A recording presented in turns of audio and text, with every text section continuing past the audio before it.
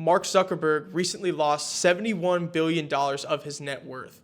This comes after people are kind of, unhappy with the Meta platform. They're not really into it. They don't really see all the money that's being poured into it, getting the value out of that it should for what money is being put to it.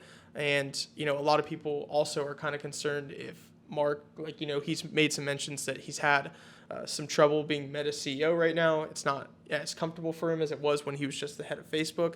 What are y'all's thoughts? I just say I couldn't imagine to wake up as Mark Zuckerberg as CEO of Meta, because that is just so much responsibility with how big that company has become.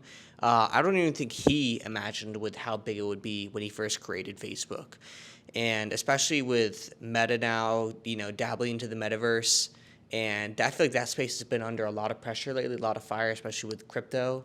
I just feel like he's probably feeling more pressure than ever right now. Yeah, and I mean, just to add on to that, it's one of those things where I think it's going to take time. I got a lot of faith in Mark Zuckerberg, just because, look at what he was able to do with Facebook. Yeah, there was controversy there, but I think that Zuck will get the right people kind of on his team that will eventually, it may not be this next year, but I think eventually there's going to be a lot of application for the metaverse, whether it's online shopping, whether it's, the whole digital real estate thing. It sounds crazy to a lot of people, but whether you like it or not, we are heading in that direction.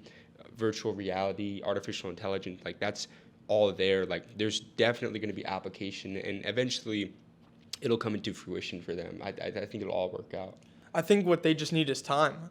Really, if we want them to build a great product, then of course they're trying to be the first to market. They got the Meta trademark name. They want to be the first, really the main place that people come to, live out in a metaverse. But we really need to allow them to, and investors should probably take the stance as well. We need to allow them to really take their time to build an amazing product. Just the concept is great. Like we said, he was able to build Facebook, and obviously there's a lot of pressure from investors since the majority of Meta's funds are probably being put towards that place. But if we really gave them the time and bandwidth to create something that could be life-changing, kind of like Facebook was, then we could end up with something that's spectacular. Because he lost $71 billion, do you feel like that affects him mentally at all? Or do you just feel like he's at that point financially where money isn't really an object to him anymore? Well, I mean, I think, obviously, losing 71 billion, even if you have billions and billions of dollars, and he's still going to be one of the richest, persons on earth for the rest of his life.